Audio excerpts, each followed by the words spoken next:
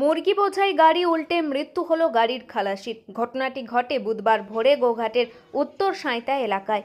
জানা গেছে, গতকাল ব্যান্ডেল থেকে গোঘাটের উত্তর সাঁইতা এলাকায় এসে মুরগি নিয়ে ব্যান্ডেলের উদ্দেশ্যে রওনা দিয়েছিল ওই গাড়িটি। গাড়ির চালক জানায়, মুরগি নিয়ে কিছুটা আসতেই গাড়িটি ঢালাই রাস্তার পাশে মাটিতে নেমে যায়। এরপরেই রাস্তা ধসে গাড়িটি ধান জমিতে উল্টে যায়। ঘটনায় গুরুতর আহত হয় গাড়ির খালাসি। এরপর তাকে উদ্ধার করে কামারপুকুর গ্রামীণ হাসপাতালে নিয়ে গেলে চিকিৎসকেরা তাকে মৃত ঘোষণা করে।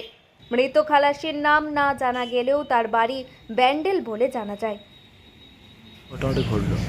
ঘটনাটা গাড়ি আস্তে আস্তে চালিয়ে নিয়ে আসছিলাম।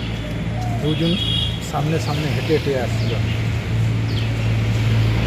তারপরে যেই হালকা বাঁয়ে চাপলাম, মাটিটা নরম ছিল, টেনে নিয়েছি, খালে পড়ে গেছে।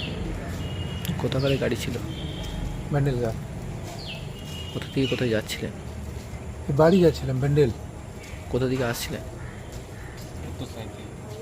ওই যে গ্রাম থেকে। আপনাদের ব্যান্ডেল বাড়ি? খালাসি ওই যিনি মারা গেছেন? না না, উনি ওইখানকার লোক, কার্যকর্তা। আপনি গাড়ি আমি চালক? ড্রাইভার। আপনার নাম? রাজেশ প্রসাদ।